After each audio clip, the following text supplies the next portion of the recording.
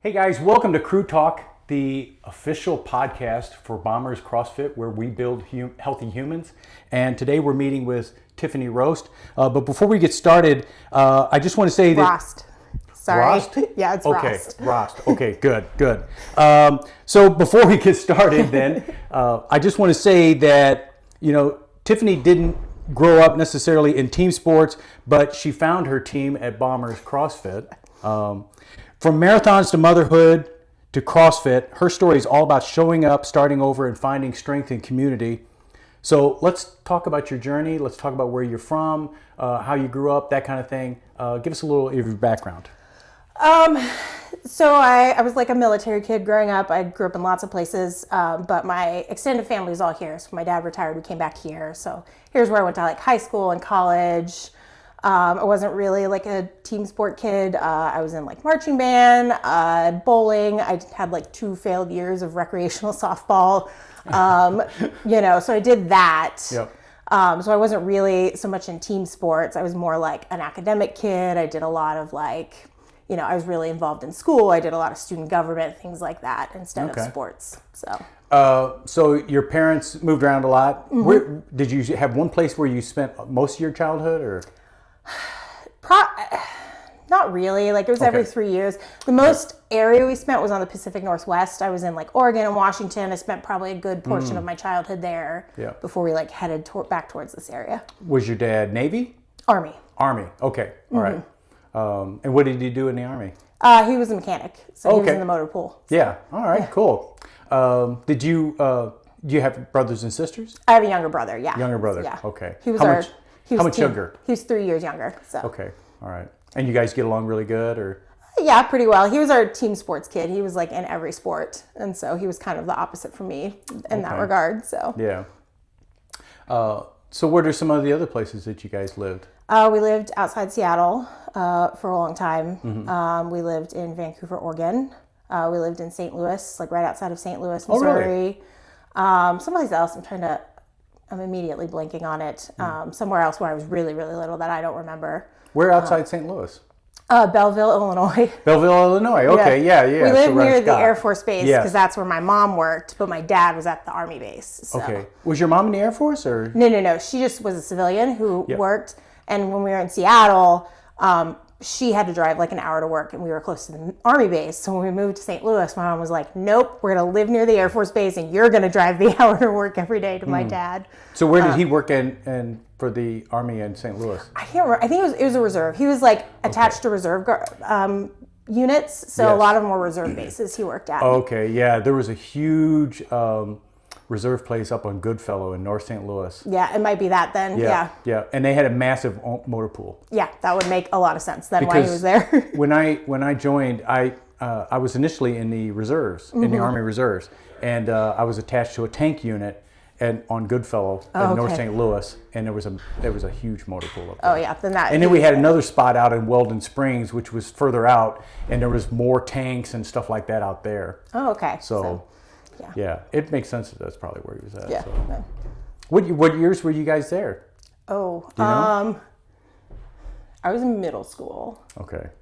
So it probably wasn't that long ago. No, I'm 36. It was longer, but I don't remember the exact years, but it was like middle school for me when we were in there. All right. So did you have a favorite place growing up, or? I really like Seattle. Yeah. Really like the Pacific Northwest in general, but probably that's also where I spent like most of my like childhood too. Illinois was nice. It was just like a lot of cornfields. Yeah, there's nothing out there. Yeah, and we didn't spend as much time there because like it was in 3 years my dad retired and we came back here. So yeah. So was your parents originally from Ohio? Is that how you? Yeah, they're all from this area basically. Okay, all right. So you guys moved back, and now you got family, and you just settled here. Yeah, I went to college here, found jobs here, and just always generally liked the area. And then when I met my husband and stuff, we're pretty settled here. He works at Wright Pads, so yeah. Okay, so he works on base. And where'd you go to college? Wright State. Okay, and what'd you major in? I majored in communications with an emphasis in print journalism. I did not stay in print journalism because it doesn't really exist as much as an industry. I did work at the Dayton Daily News for a while. Really? But I went straight, they sent me to their web team to work on websites. And I was pretty much in on web content from there. Now what I do is I build websites for the government, like help them build better websites on like the design and content side. And so like I started there and I've done pretty much that since then. Yeah. So I was journalism major. Okay. And worked in public affairs for the Air Force, you know. So, but I was a print journalist guy. I started off on the base newspaper writing stories, you know.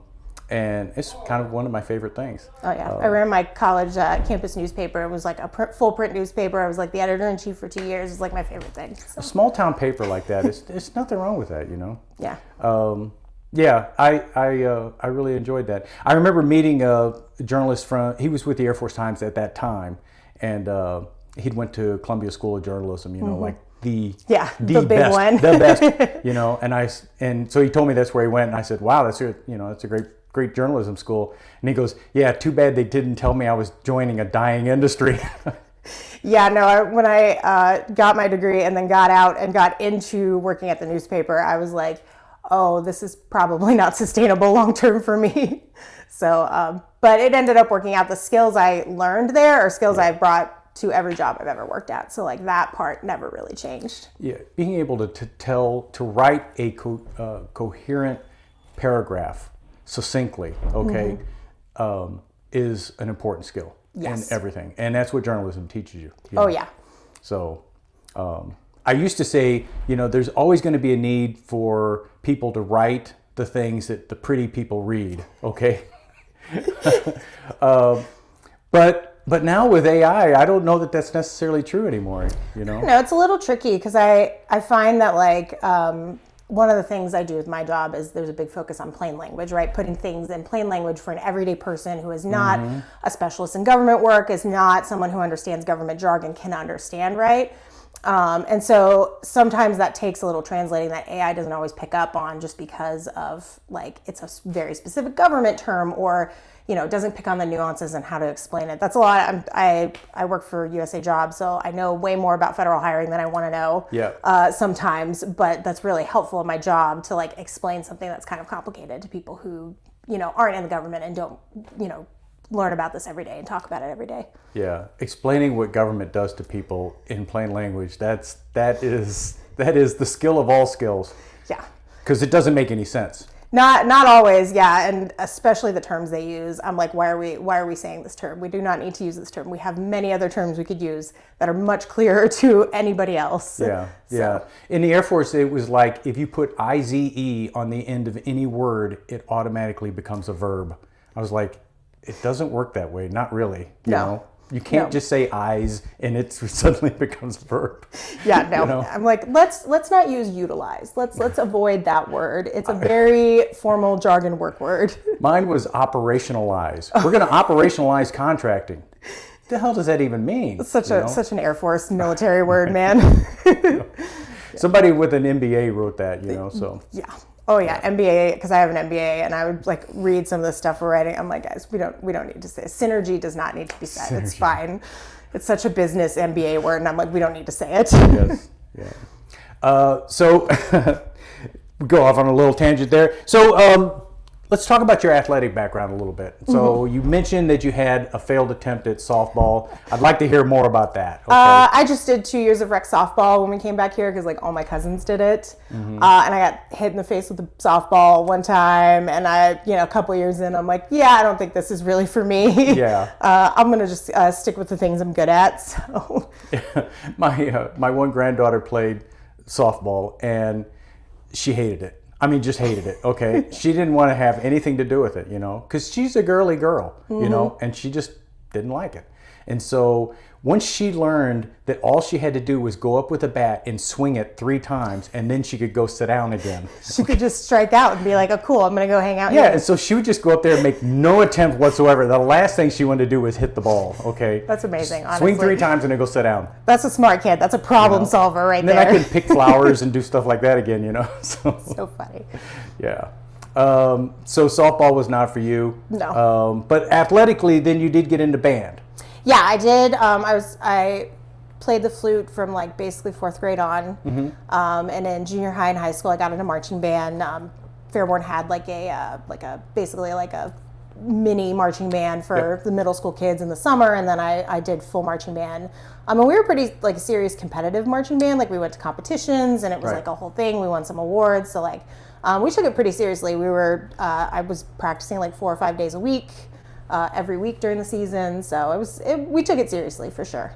Yeah, I mean, and we were talking a little bit before we started taping, and and you know, I said that it's muscle memory, it's coordination. You know, having to remember the song that you're playing at the same time that your body is moving in a particular way. You know, I mean, it's got a lot of similarities to like gymnastics and Olympic lifting and things like that. I mean, being able to coordinate your body is really an important athletic skill.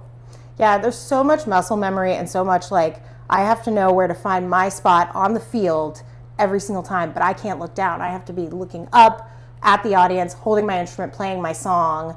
And that's why we drilled, like we had 12-hour band camp days. We had 4 to 5 days a week of practice because we just did it over and over and over and over until I could basically do it in my sleep pretty much. Yeah. So. Yeah, it's you know, your brain can only think about one thing at a time. So like this morning we were doing shuttle runs, and I was the entire time I'm having to do 2 things at once. I'm having to count, which is, again, I majored in journalism, okay? There was a reason there's a reason I didn't major in math, okay? And so I'm counting, which is taking half of my brain power, and then the other is making sure that I'm alternating my turn so that I don't blow up my lower back, you know? And so it's just like, yeah, that was like all of my brain power focused on that, you know? Yeah. I can't imagine trying to play a song at the same time that I'm doing that kind of stuff, you know? Like counting your steps.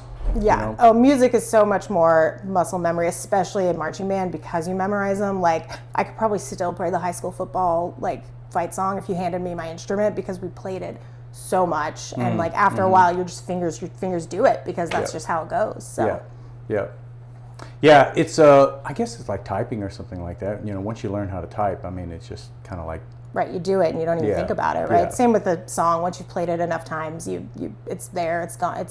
It's hard to get rid of it, right? Yeah. So you played in high school, and did you continue that at Wright State or? No, I did not. I got an internship at the Dayton Daily News soon after. Then I was also working at the campus newspaper, and I was taking classes full time. And I was just like, I don't have the time to do it, you know. And I was still bowling at the time, like in a league. So I didn't. I didn't keep up with marching band. Okay. And so what drew you into fitness in later? I think it was like after college, I started, I just wanted to like get a little healthier. At the time, lose a little weight. And so like I started trying like fitness classes. Like at Wright State, they have fitness classes there, and it's like a minimal amount per quarter, and you can just do them, and it's pretty cheap. So for students, it was great. And then after I left the Dayton Daily News, I went back to Wright State to work as in the marketing department. And same thing, the same deal. I could pay for these fitness classes, and it was like a variety of them. So there was like spin class and yoga and Pilates, and they did a bunch. There was step aerobics, like, and you just paid a flat fee and you could go to any of them. So I like started there. I started with like yoga, like a spin class. I like the class aspect of it. Yep. And also, like, I think for me, my brain, I was like, it's a class and you committed to it and you can't miss it, even though, like, there's no reason I couldn't skip it. But, like, my brain was like, this is class, you can't skip it, right? Right. And so I started kind of there and, like, spin classes and did that for a while. And then at one point I was working for the Air Force Marathon as their marketing specialist. I did that for like 2.5-ish years. And my cousin asked me to do a Disney half marathon with her. And I made the mistake of mentioning that to my boss. Okay. Who was like, he was a hardcore marathoner. And he was like, no, you should totally do this. You should, you've got PT time you can use. You can work out at lunch. You can do whatever you need to do. He was like very encouraging of this. Yeah. And like, I was young at the time. So I'm like, I think I'm committed now. I think I'm doing this. So a full marathon or a half at the time? Marathon. It was a half Disney half marathon. Disney half. Okay. And I was like, I think I'm committed to this now because now my boss like wants me to do this. Like, I was young. I was like, I don't know if I can say no now. Yeah. So I started training, started doing it. And I was like, oh, I don't hate this. And then working at the Air Force Marathon, one of the things we could get is that we had, a lot of times we'd go and work an expo at another race, and the race director would offer us like race registrations. So it'd be like, oh, we're gonna go work the Indianapolis, marathon, their expo, and the director was like, oh, do you want to do like the 10K or something, or the half? And I'd be like, oh, okay, I'll sign up for the 10K. And so like I sort of got like practice doing that through work. And I went and did the half marathon at Disney with my cousin. And I was like, I really like this a lot. Yeah. And at the time at the Air Force Marathon, I met my best friend, Caitlin, and she also was running. And so I started running with her, and she dragged me to a local running group. And so now I had running, which I enjoyed. And then I also had like a group to do it with, which I really liked. I like the social aspect of it, right? Sure. Which is why I picked up classes initially. And so I started really hardcore running at that point and doing a ton of half marathons. I did 3 marathons eventually. Wow. Yeah. So. Wow, that's crazy. Yeah. Who was your boss at the time at the marathon? His name was Rob. Rob. Okay. Yeah. I knew Rob. Yeah. He was an enthusiastic guy. Yeah. Once he found out, he was pretty much like, no, you got to do this. It'll be so great. And I was like, oh no, I think I'm locked in now. Yeah. Because I was just like floating the idea, like maybe I try this, because I knew he was like a hardcore marathoner. So. What time of year did you do the one down in Disney? It was February, because it was the Disney Princess half. Okay. So it was like, I was in Florida, but it was like February, so it wasn't. The weather's not horrible in February. No, like you could get a little bit unseasonably warm, but it's kind of mostly perfect because the Disney marathons too start so early. Like they start at like 3 or 4 a.m. a lot of times for the halves and the fulls. So like it's chilly when you start. By the time you finish, it's not even the hardest part of the day. Right. So it's not too bad. Did you wear ears or a tiara or something like that? We have matching shirts. I've done a couple more at Disney marathons, and we've dressed up for each one. So like I've been a villain in one. I was Daisy Duck in one. So yeah, we've done the full What costume. villain were you? I was, I don't know if you've ever seen The Sword and the Stone. It's kind of an obscure one. There's a witch in there, the Mad Madame Morrible, so I was her. Okay. So. All right. My wife is a big Maleficent fan, so yeah. There was a group of us that went, so we were all like a different villain, so. Yeah. Okay. And so several full marathons and stuff. So, so how did you find out about, so from the running group, is that where you met Pete? That's where I met Pete. Okay. And how did you get involved in Pete's group? Because that's initially how you came into CrossFit, right? Yeah, so I met Pete. I've been friends with Pete. I mean, it's been over 10 years now. Okay. And we both met through this run group, and we were friends. We knew each other, right? And he coached here, and he was like, you should come try a CrossFit class. And I was always like, I don't know. And initially, especially the cost was kind of like I don't know if I want to, like, that's a lot of money. It's a lot of money to commit. So I came, I did like a free class, and I'm like, oh, I enjoy this. And so I'd drop in occasionally. I wasn't like really committed.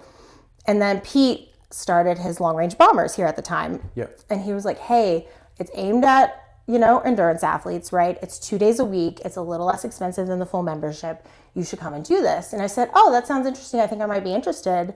And he was like, okay, it's 6 p.m. in the evenings. And I'm like, I can't do that. Yeah. Evenings don't work for me. And he came back and he said, okay, I opened a 6 a.m. class 2 days a week. And I was like, what? And now he says, I called Tiffany's bluff, and I said, now I have a 6 a.m. class, you have to come. And so I was like, all right, I guess I'm doing this. And so I started coming, really, really enjoyed it. Long range bombers especially was like very weightlifting heavy. Yep. Because most of us were doing a heavy amount of cardio outside of it. And I did that for 5 years before I switched over to regular CrossFit. Okay. And so that was your first introduction to really like weightlifting and stuff? Yeah. Never had done weightlifting before then. Ever. And you like how that played in with your running? Yeah, I really just enjoy weightlifting, like, period. Like, I started doing it and I'm like, oh, this is like really fun to get stronger, to like do these movements, to, watch the weight go up, to hit these PRs. This is like an aspect I really enjoy that I didn't think I would enjoy, right? Especially having been an endurance athlete and doing these long endurance races, right? I'm like, I enjoyed this like long, grindy slog, right? But, weightlifting is kind of a different thing. So I was finding myself getting stronger. I was getting faster even while I was getting stronger. The focus, especially in running, the focus always feels like getting smaller to get faster. And this was a different approach. It was getting stronger to get faster. Exactly. Yeah. And I really liked that. That was a lot of fun. Yeah, I think it plays a lot too in injury prevention as well, because when you're stronger, you hold your body in a better position for a longer period of time, you know, which just is going to prevent you from getting injured, you know, or help prevent you from getting injured anyway. Yeah, I think a lot of running injuries could probably be mitigated to some extent if more runners did more weightlifting. A lot of runners who I know who talk about doing strength work, it's like body weight work or it's like minimal dumbbells, right? Like it's not true what I would call like strength work we do here. Yeah. So I think if more runners did that, it would probably help with that a lot. Yeah.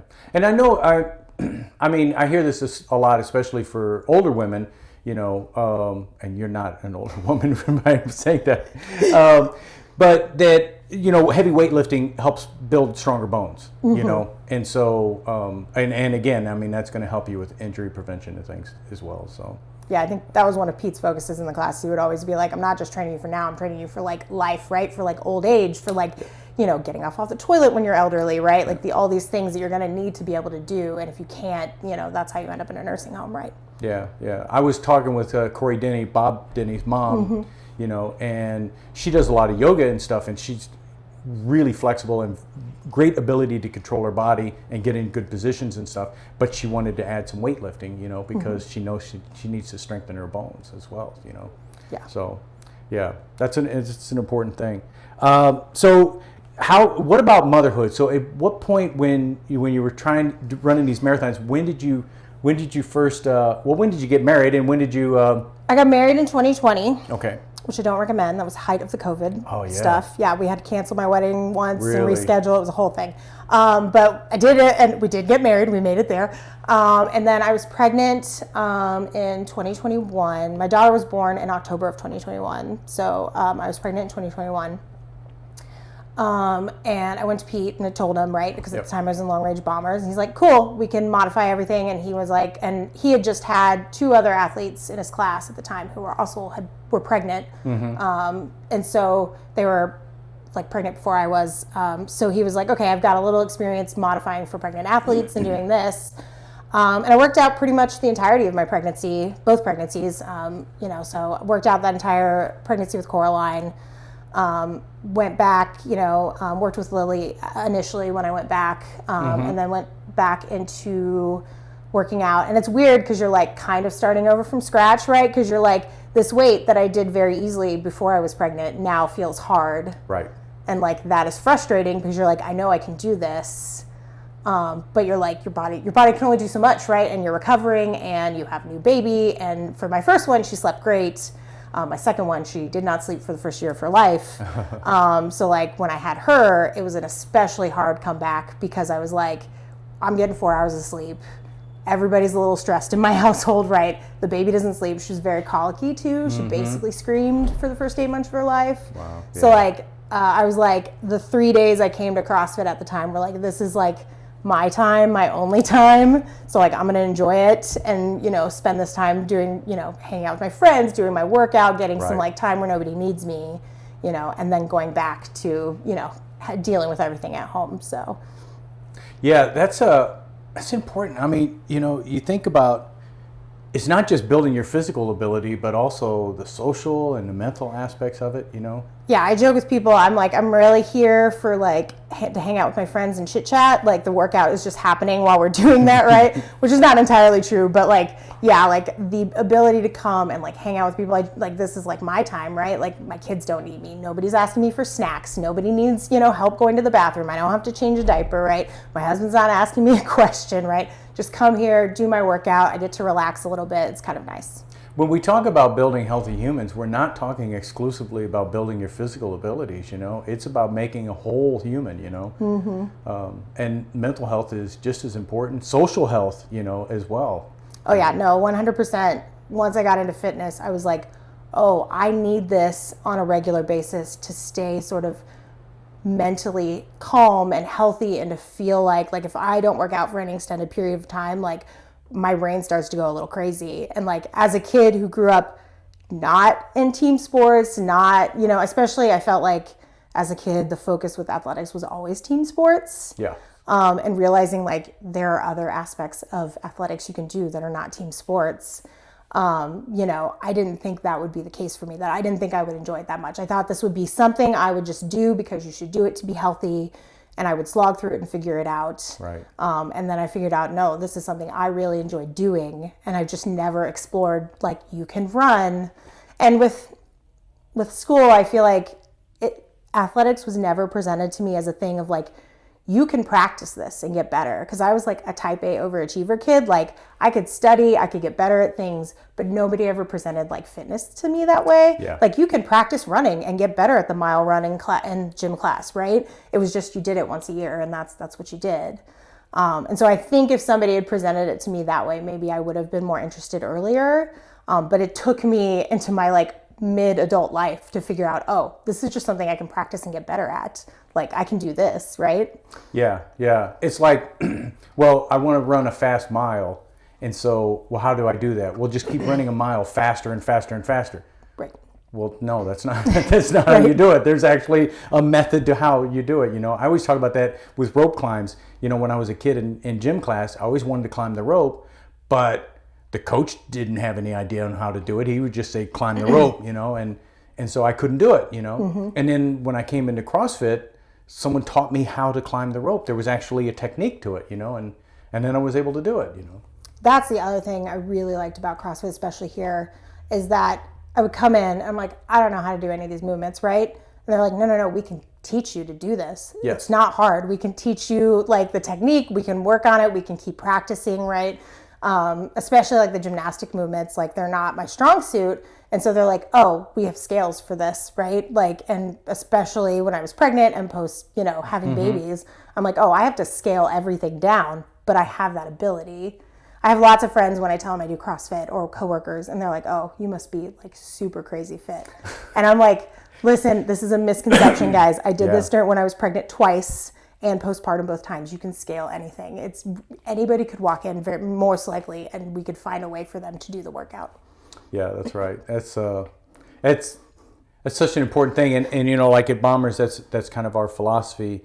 If you come in on day one and we're doing snatches in the class, then you're going to do snatches, even though if you've never done an Olympic barbell movement before in your entire life, But we're gonna make it in such a way that you could do it successfully, teaching you how to do it along the way. But you're going to do the same movement, Mm-hmm. Everybody can learn how to do this stuff. So right, and that's kind of what I told people. I'm like, I realize that some of the marketing, especially around like the CrossFit games and stuff like that, feels a little like elite fitness kind of. Yeah. I'm like, the everyday gym, box is not like that, right? They teach you, so. No, we're regular humans in here. So. Right. So what did you find the hardest thing about after the kids came along?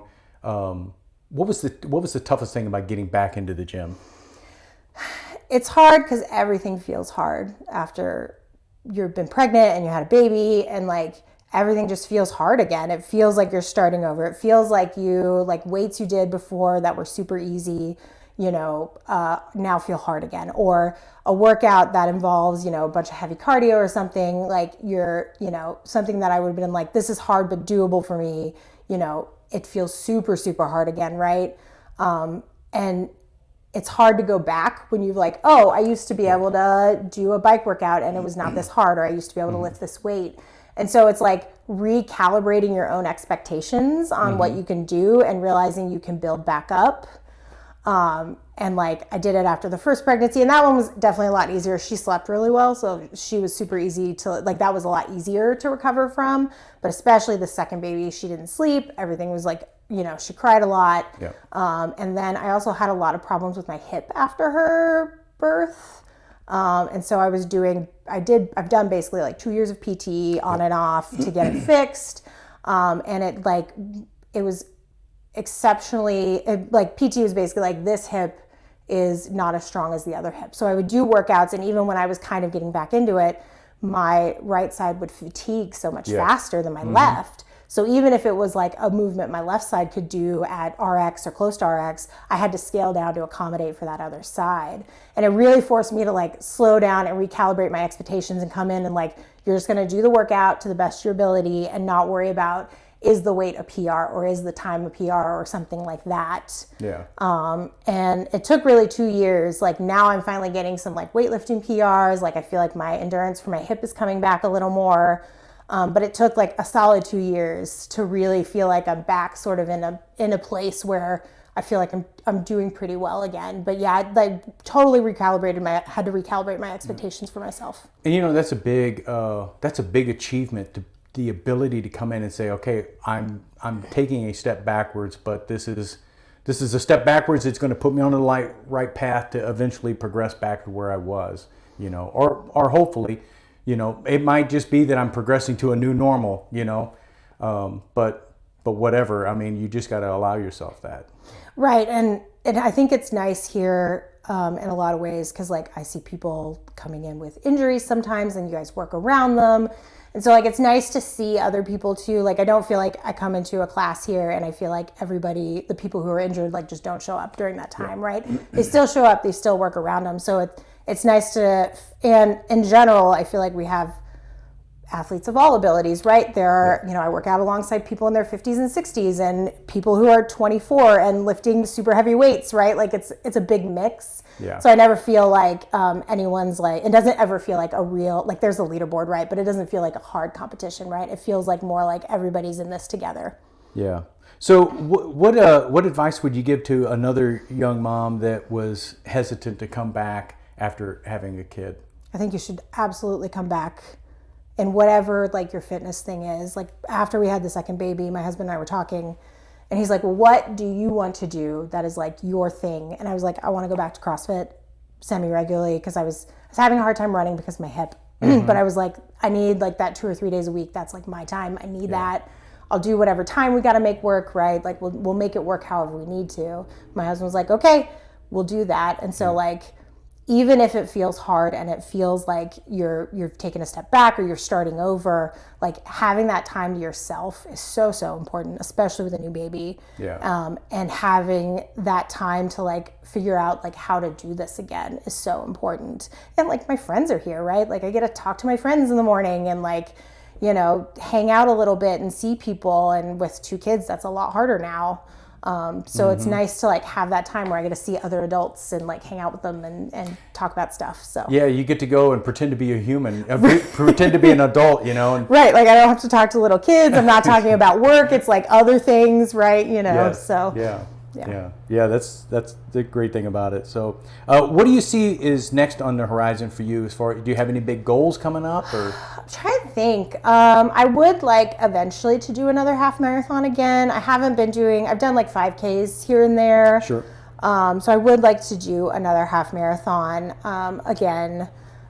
It's just harder to train with 2 kids. And like, so that's been harder. I have been PRing more of my lifts, which for a long time was like kind of a goal. Like I didn't even need to like had a specific lift in mind. I just wanted to feel like I could lift heavier again because my hip was having such trouble that like even doing like a back squat or a clean, I was like super light because my side would fatigue so fast. So that's been a really nice goal to see some numbers like change a little bit and see like, oh, hey, I'm a little bit heavier this time than I was last time, even if it's not a PR. So that's been really nice.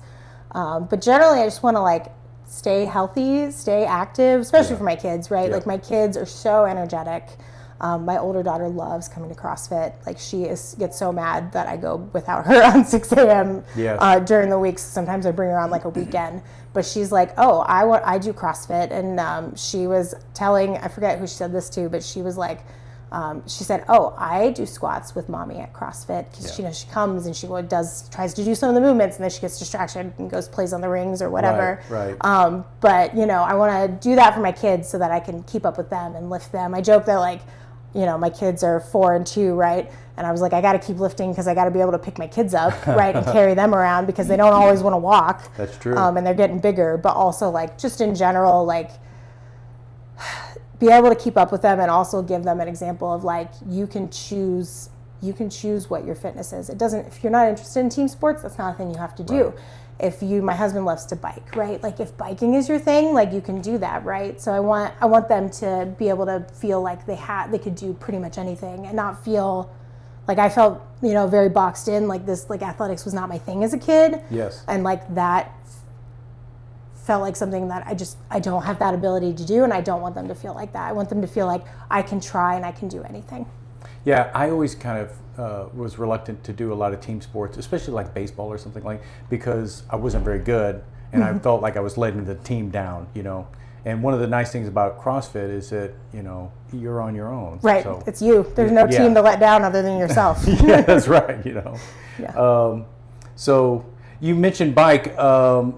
So something in the notes about Dayton to Cincinnati bike ride maybe at some point? Oh yeah, I forgot about that. My husband really wants me to bike Dayton to Cincinnati with him. He's done it before. Okay. And every time we plan to do it, I got pregnant. So we never did it. And so he would really like to do that at some point with me. Because we have bikes, we bike a lot in the spring and summer and fall. We have a bike trailer, we take the girls a lot. And so he would really like me to do that. And so we will probably eventually plan that for something in like late summer, early fall, and bike down there. It's really not too bad. You can stay pretty much on bike trails the entire time. And my husband's like, we'll do it like more relaxed. We'll stop every 10 miles, get snacks, right? So I'm trying to think. I think it's like 60 miles maybe. I could have that number not quite right, but it's something like that. He would really like to do that with me. So like that probably will be a goal in the future. So. But now if you bike down, don't you have to bike back again then? So my in-laws are in Cincinnati. So probably what we'd do is we'd have my mother-in-law drive over and we would load up and then drive back. Yeah. Okay. So, all right. So you've got that figured. All right. He did try that. He was like, how about Dayton to Cincinnati and back? And I was like, no, I'll do it one way with you. He's like, fine. Then I'll have my mom pick you up and I'll bike back. I'm like, fine with me as long as I don't have to bike back. So yeah.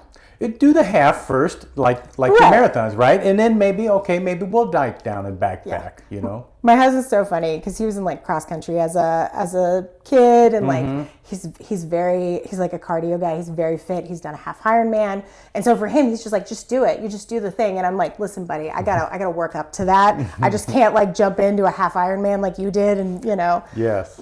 So. Yeah, that's why. I mean, when you said you were going to do your first half marathon, you started training for it. I mean, it's good to hear because a lot of people just say, "Oh, I'm just going to do a half marathon," And I think it helped tremendously working at the Air Force Marathon when I did it because I had resources. If I didn't have those resources, I probably would have struggled a lot more. But like I had other runners around me. We did all these like training clinics that I ran. And so I'm like getting this firsthand knowledge from these people we brought in for these training clinics talking about how to train and these, things. And then I joined the run group, which helped a lot because I had other people around me. So I think it kind of worked out that it happened during that time because I had the resources to figure it out. Mm-hmm. So let me ask you a couple of questions just to kind of wrap up. What does building healthy humans mean to you? For me, I think building healthy humans really means like building people who can like function in their day-to-day without struggling too much. Like for me, I want to be able to like lift my kids, lift heavy boxes, carry heavy groceries in, like do these things that get me through the day without having to rely on somebody else. I remember we were helping a friend move in one time, and it was like me and a couple of other CrossFit girls, like Ashley was with me.